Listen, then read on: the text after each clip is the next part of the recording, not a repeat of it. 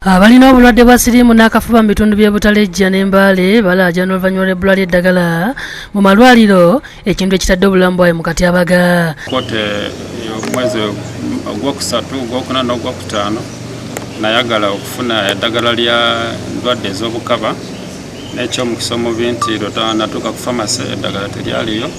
Abamu ku balina obulwadde buno bategeezezza nti eddagala erimu eriweza ku bulwadde bamaze ebbanga nti balina nga basanga obuzibu obw'okubakyusiza ddoozi kubanga eddagala erimu terikwatagana mibiri gyabwe.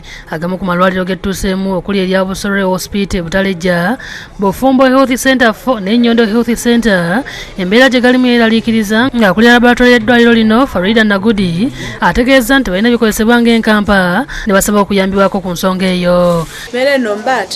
Ministry gabe kwabere kwame kutwaodalinga ekintu nga gloves.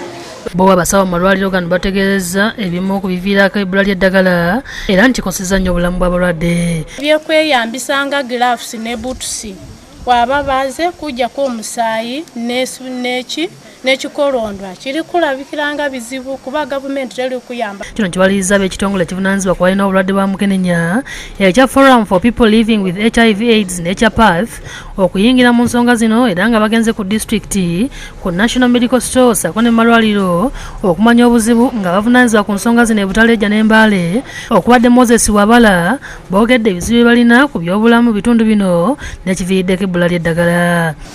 Naye nga mu disitulikiti tugenze nga tufunafunamu obuzibu obw'eddagala ery'akafuba. Nsuubira nti singa nga tubadde n'engeri yonna yonna gavumenti ng'esobola okusindikanga abasawo n'egamba nti abasawo okuva ku namba gudo okuva ku namba weeti mwe mulina kugenda Butalejja. Jennifer Gaberu nga wa PATH Embale alabudde ku bbula ly'eddagala kubanga bangi abayinza okukwatibwa obulwadde okuva ku babulina.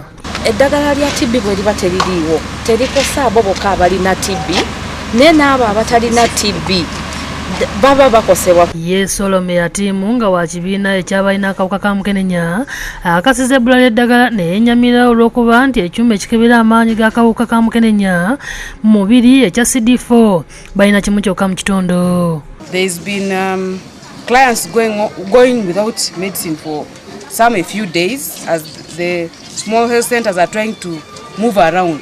Afuwa Nakityo yakusakidde eggulu eno ku Lwabukedde TV.